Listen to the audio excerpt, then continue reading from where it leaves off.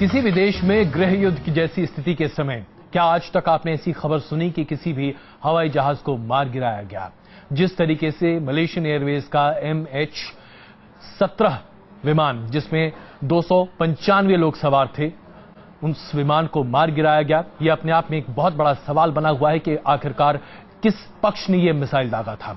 क्या रूस से समर्थन पा रहे यूक्रेन के उग्रवादी या अलगाववादी ताकतों ने इस मिसाइल को छोड़ा था, या फिर यूक्रेन की सरकार को बचाने वाली मिलिशिया ने इस मिसाइल को छोड़ा था?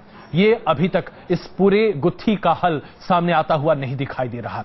लेकिन एक बात तो तय है, आप इसे नरसंहार कह सकते हैं। हवा में हुआ नरसंहार, जिसमें 295 लोग आज इस दुनिया में नहीं हैं, बेवजह उनकी जान गई। इसका जिम्मेदार कौन है? इसे लेकर अंतर्राष्ट्रीय स्तर पर अब हलचल मची हुई है। इससे पहले कि इस पर हम चर्चा करें कि इसका क्या मतलब है सामरिक और साथ साथ सुरक्षा मामलों पर, आइए जरा आपको दिखाएं कि यह हादसा हुआ कैसे।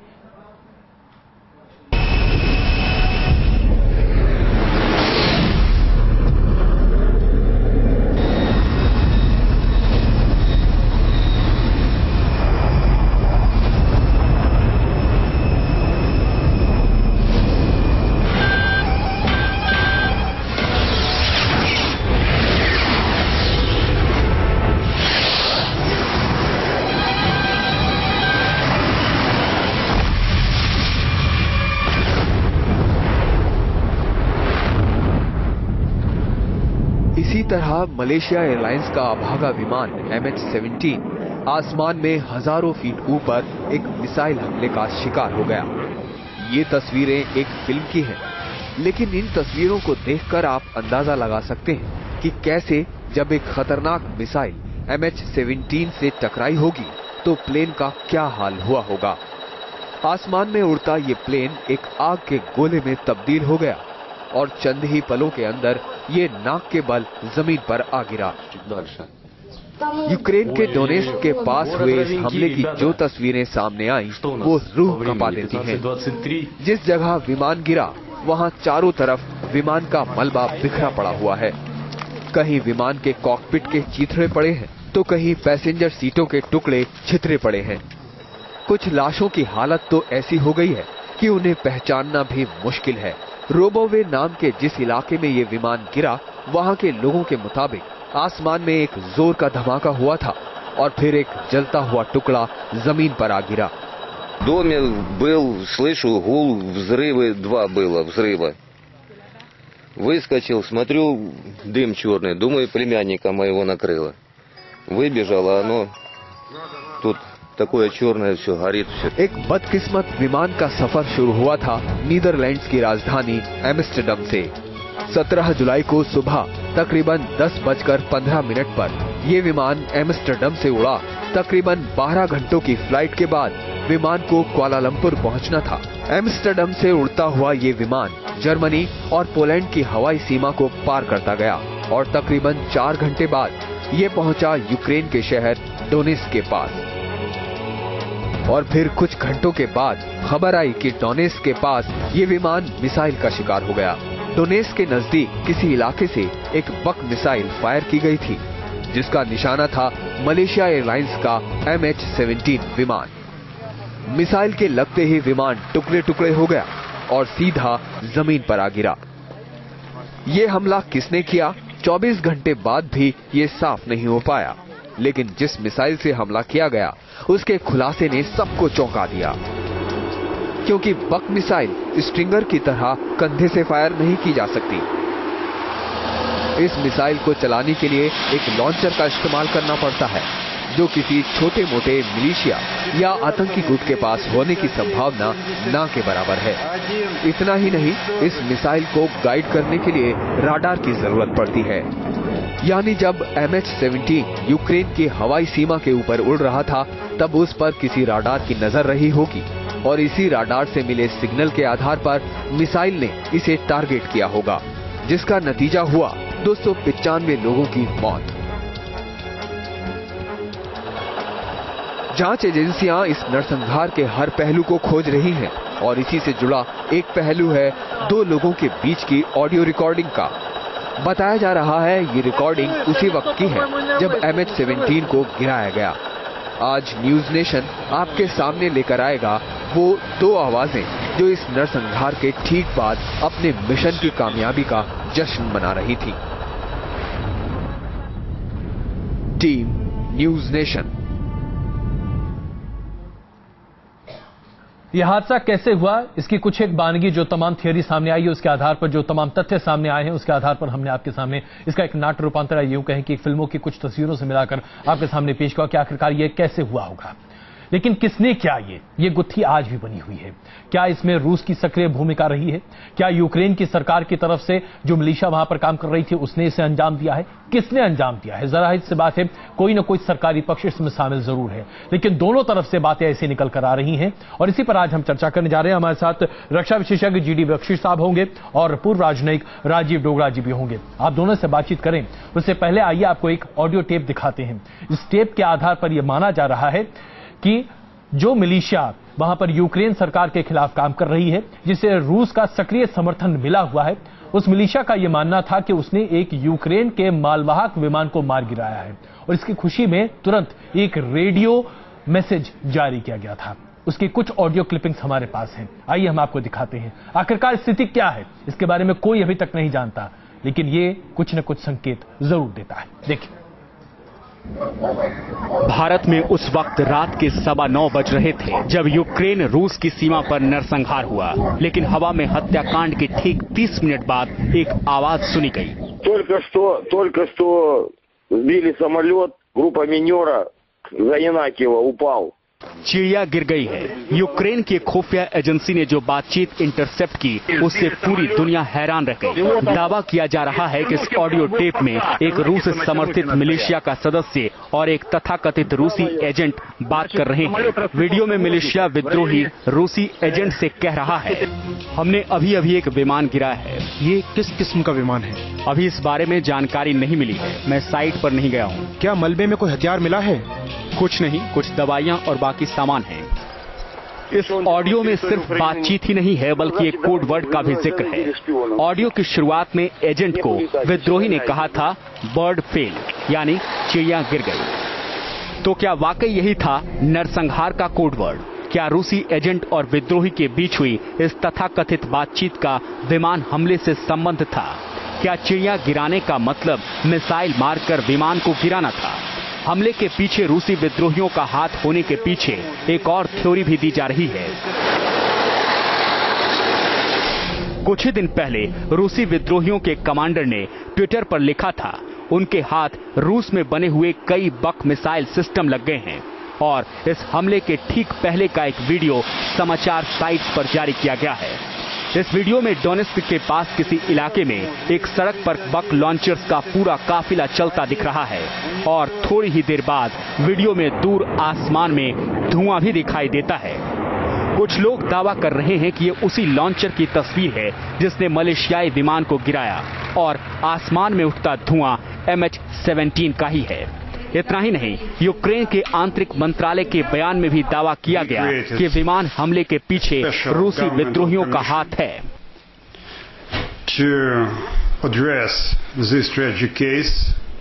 अगर इन दावों को मान भी लिया जाए तो एक बात समझ से परे है कि आखिर विद्रोहियों ने एक पैसेंजर एयरक्राफ्ट को निशाना क्यों बनाया।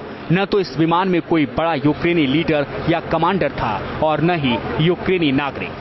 तो फिर विद्रोही इस विमान पर मिसाइल से हमला क्यों करते? एक अंदाजा ये भी है कि रूसी विद्रोहियों ने विमान को सेना का ट्रांसपोर्ट विमान समझकर हमला कर दिया होगा, क्योंकि 1 महीने पहले ही विद्रोही यूक्रेनी सेना के एक विमान को इसी तरह निशाना बना चुके थे। वहीं रूस इन बातों से सरासर इनकार कर रहा है। रूस का कहना है कि जिस रूट पर मलेशियाई विमान जा रहा था उसी रूट पर ब्राजील में ब्रिक्स समिट में शामिल होकर रूसी राष्ट्रपति व्लादिमीर पुतिन को लौटना था। हमले के ठीक 40 मिनट बाद यही रूट पुतिन के लौटने का भी था। दावा किया गया कि इस हमले का टारगेट पुतिन ही थे, लेकिन किसी गलतफहमी के चलते मलेशियाई विमान मिसाइल हमले का शिकार हो गया। दोनों पक्ष एक दूसरे पर इल्जाम लगा रहे हैं, लेकिन रक्षा मामलों के जानकारों का कहना है कि जिस मिसाइल का इस हमले में इस्तेमाल किया गया वो दोनों ही पक्षों के पास है। ऐसे में ये समझना आसान नहीं कि हमला किसकी ओर से किया गया। अब तक कुछ तो उनको इमेजरी मिल गया होगा कि एक मिसाइल लॉन्चर, जो कि एक कंपोजिट यूनिट होता है, उस पे मिसाइल भी है, ट्रैकर भी है, वो कहां से इस्तेमाल हुआ है और उसका पहचान क्या है। तो इतना इस वक्त हम कह सकते हैं कि इसका जो क्रैश है या इसका जो कारण है, ये सरफेस टू एयर मिसाइल है। और किन व्यक्तियों ने या किन गुटों ने या किन देशों ने इसको प्रयोग किया है, सवाल उस पे है, क्वेश्चन मार्क उस पे है। हमले के पीछे किसका हाथ था? 295 लोगों की मौत का जिम्मेदार कौन है? इन सवालों के जवाब अभी तलाशे जा रहे हैं। लेकिन जिस तरह से बेगुनाह विद्रोहियों और यूक्रेनी सरकार की जंग की जद में आ गए, वो एक बार फिर जंग और उसके खतरनाक नतीजों को इंसान के सामने लाता है।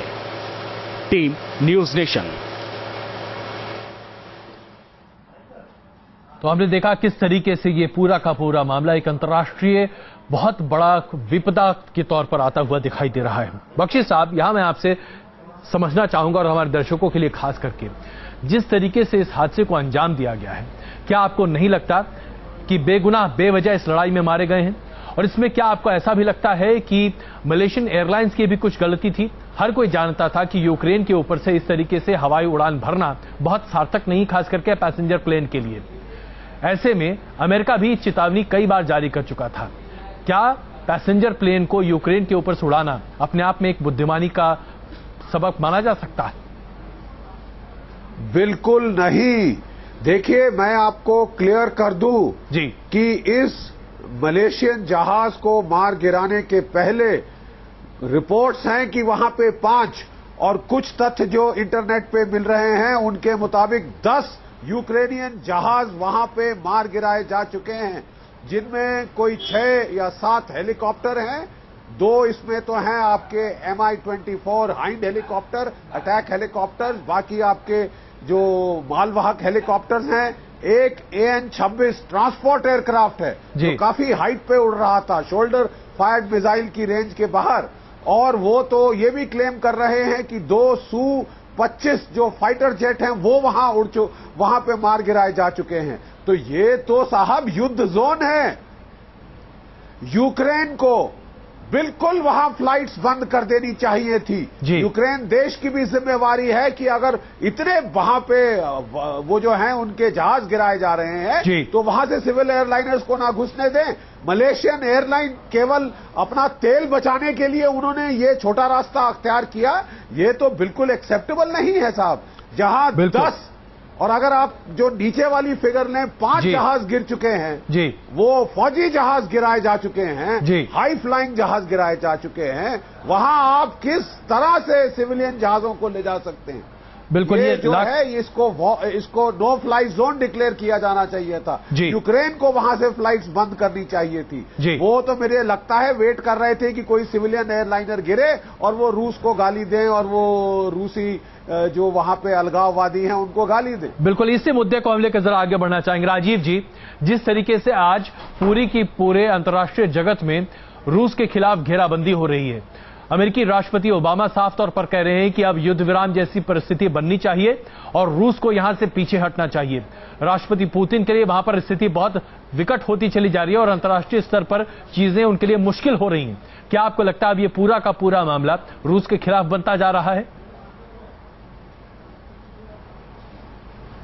देखिए, पहले तो ये है कि हर कोई दुनिया में इस ट्रेजेडी की निंदा करेगा कि बेगुनाह लोग मारे गए हैं जी, पर उसके साथ ये भी सबको सोचना चाहिए कि अगर स्थिति को और बढ़ाया गया तो स्थिति और नाजुक बन सकती है जी, और इससे कहीं ज्यादा नुकसान होने की उम्मीद है।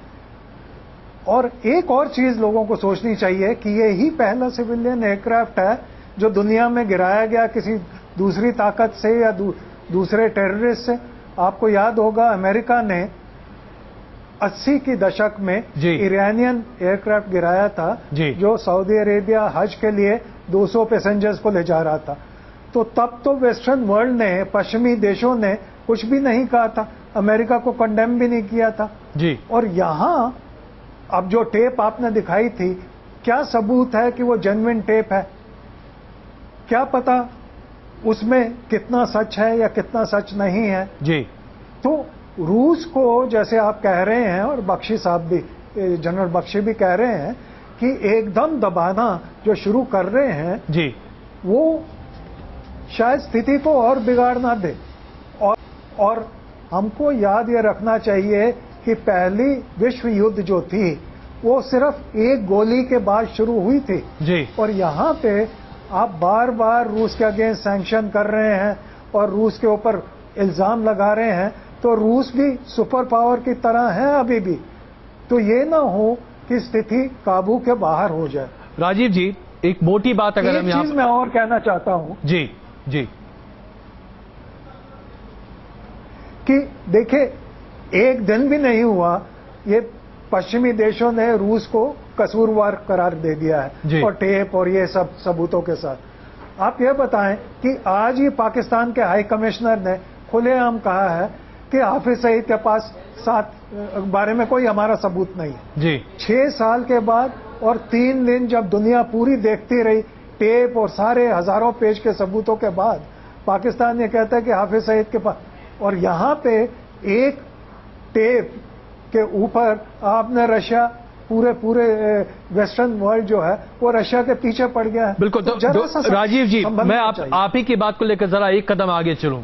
क्या आज हम एक ऐसी स्थिति में पहुंचते दिखाई दे रहे हैं जहां देश आमने सामने होते हुए दिखाई दें और शायद ये टकराव इतना बड़ा बन जाए कि ये विश्व युद्ध के तौर पर आगे बढ़ता हुआ दिखाई दे? क्या ये उसकी आहट अभी से बनती हुई दिख रही है? अगर अभी न रोका गया तो क्या परिस्थितियां उतनी विकट हो सकती हैं? ये अनफॉर्चुनेट होगा और ऊपर वाला ना करे कि ऐसी कोई स्थिति हो जी। पर 2 ख्याल आते हैं जो जैसे आपने कहा है। एक तो ओबामा ऐसे प्रेसिडेंट थे कि जिनको चंद महीनों के बाद ही अपनी प्रेसिडेंसी में नोबेल पीस प्राइज दिया था कि वो दुनिया की स्थिति सुधारेंगे और यहाँ शांति लाएंगे। पर इनके एक्शन देखिए, अफगानिस्तान से लेके सीरिया, इराक, लिबिया सब जगह तबाही कर दी है। लोग तो अब ये कहते हैं कि अमेरिका को कहीं आग दिखे तो वो आग बुझाने के लिए उसके ऊपर पेट्रोल डालते हैं। तो यूक्रेन में भी कुछ ऐसी ही स्थिति पैदा की है अमेरिका ने कि इलेक्टेड, डेमोक्रेटिकली इलेक्टेड गवर्नमेंट को जो थोड़ी रशिया की तरफ इंक्लाइंड थी, अमेरिका ने कहा मैं इसको हटा के रहूंगा और उसके बाद ये सारे हालात पे हम पहुंच गए हैं। इसके आगे क्या होता है?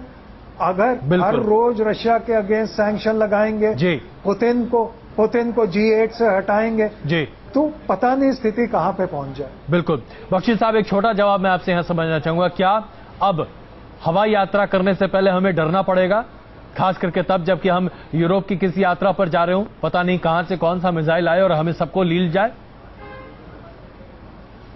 मेरा ख्याल अब हमको ज्यादा बहुत ही केयरफुल होना पड़ेगा, क्योंकि देखिए जब अफगानिस्तान में युद्ध चल रहा था उस वक्त CIA ने जो मुजाहिदीन थे, अफगान मुजाहिदीन, इनको स्टिंगर शोल्डर फायर्ड मिसाइल दिए थे जी, और उससे उन्होंने जो उनके खिलाफ अटैक हेलीकॉप्टर्स रूसी B-24 हाइंड ऑपरेट कर रहे थे उनको काफी मात्रा में मार गिराया था जी। अफगान युद्ध के खत्म होने के बाद अमेरिकन के माथे पे ठंडा पसीना छूटा कि इससे कहीं वो हमारे ही सिविल एयरलाइनर या जहाज ना गिराएं, तो उन्होंने डॉलर देके वो हथियार वापस खरीदने की कोशिश करी। अब देखिए हम कितनी जल्दी ये सब भूल जाते हैं। अब सीरिया में युद्ध हुआ तो खबरें फिर आई कि वो बातचीत हो रही है कि उनको जो है सीरियाई एयरफोर्स के खिलाफ इस्तेमाल करने के लिए शोल्डर फायर्ड मिसाइल्स दिए जाएं। फिर लोगों ने अभी उनको कहा है कि साहब इस तरह आप जो है सारे सिविल जेट लाइनर्स की जान खतरे में डाल रहे हैं। और अब तो स्थिति और भी बढ़ती जा रही है। अभी तक सिर्फ टेररिस्ट के पास शोल्डर फायर्ड मिसाइल आने से सिविल एविएशन को खतरा था। अरे साहब अब तो गृह युद्ध का मामला है यूक्रेन के अंदर, और वहां पे शर्माती हुई यूक्रेन की सरकार ये नहीं कहना चाहती कि मेरा नियंत्रण मेरे एयर स्पेस पे नहीं है, इसलिए उसने सारे जो सिविल जेट लाइनर हैं उनको चलते जाने दिया। और जैसे ही एक सिविल जेट लाइनर हिट हुआ वो उसका प्रोपेगेंडा एडवांटेज पूरा निचोड़ रहे हैं, तेल दोहन कर रहे हैं। बिल्कुल यही लेकिन वो एक तरफ से चाहते थे कि ये इंसिडेंट हो, बिल्कुल, ताकि आप रूस को घेरें। बिल्कुल ये बहुत खराब बात है। इसका मतलब जान, जो सिविलियंस की जान का कोई मायने ही नहीं है। यही लाख टके का सवाल है बख्शी साहब जो आपने आज उठाया, और इसी पर आज एक छोटी सी रिपोर्ट अभी हम आपके सामने पेश कर रहे हैं। क्या इस हादसे को बचाया जा सकता था? क्या वाकई में तमाम अंतर्राष्ट्रीय स्तर पर जो तमाम एजेंसियां हैं वो इस जैसे हादसे को होने से बचा सकती थी? क्या इस विमान के साथ साथ 295 जिंदगियां बचाई जा सकती थी? देखिए रिपोर्ट। MH17 के मिसाइल हमले का शिकार बनने के बाद बड़ा सवाल उठ रहा है कि आखिर मलेशियाई प्लेन को एक कॉन्फ्लिक्ट जोन यानी युद्धग्रस्त इलाके के ऊपर से उड़ने क्यों दिया गया? क्रीमिया की आजादी से शुरू हुआ यूक्रेनी फौजों और विद्रोही मिलिशिया के बीच का संघर्ष पिछले महीनों के अंदर भीषण रूप ले चुका है। इस संघर्ष में यूक्रेन को लगातार नुकसान उठाना पड़ा। पिछले कुछ हफ्तों के अंदर रूस का समर्थन कर रहे विद्रोहियों ने यूक्रेनी सेना के एक हेलीकॉप्टर और एक ट्रांसपोर्ट विमान को मिसाइल से निशाना बनाकर जमींदोज कर दिया था। इन हमलों में बड़ी तादाद में यूक्रेनी सिपाहियों की मौत हुई थी। यूक्रेन के विद्रोहियों को लगातार रूस से रसद और हथियारों की मदद मिल रही है और इन्हीं हथियारों के बलबूते वो यूक्रेनी सेना को नुकसान पहुंचा रहे हैं। आपको बता दें कि यूएस और यूरोप की एविएशन सेफ्टी अथॉरिटी ने 23 अप्रैल को ही पायलटों को अलर्ट कर दिया था कि यूक्रेन के हवाई इलाकों से उड़ान भरना खतरनाक है। यूएस फेडरल एविएशन प्रशासन ने नोटिस के जरिए यह साफ कहा था कि बिना अमेरिकी सरकार की अनुमति के कोई भी यात्री या मालवाहक विमान यूक्रेन की हवाई सीमा का इस्तेमाल न करे। बावजूद इसके इस बात का ख्याल नहीं रखा गया कि MH17 को ऐसे इलाकों के ऊपर से उड़ने से रोका जाए। NH17 के हमले के बाद यूक्रेन में रूस की भूमिका का पहले से विरोध कर रहे अमेरिका ने प्रतिबंधों को बढ़ा दिया है। दुनिया भर की एयरलाइंस ने भी अब इस हवाई रूट का इस्तेमाल नहीं करने के निर्देश जारी कर दिए हैं। लेकिन अगर ये कदम पहले उठा लिए गए होते तो MH17 में सवार लोग आज भी इस दुनिया में होते। Team news nation. बख्शी साहब और डोगरा साहब, आप दोनों का बहुत धन्यवाद इस चर्चा में शामिल होने के लिए। लेकिन पते की बात यहां पर यह है कि इन जिंदगियों को बचाया जा सकता था। एक लापरवाही ने इन जिंदगियों को आज ले लिया है, उन परिवारों को ले लिया है। लेकिन सवाल ये उठता है कि क्या कोई सामने आकर यह कहेगा कि इस मिसाइल को उसने दागा? चाहे रूस के समर्थित मिलिशिया हो या फिर यूक्रेनियन सरकार, हर कोई आज इस जवाब का इंतजार कर रहा है। आगे बढ़ने से पहले यहां पर कुछ देर के लिए रुकते हैं, उसके बाद हम आपको दिखाएंगे दिन की 10 बड़ी खबरें।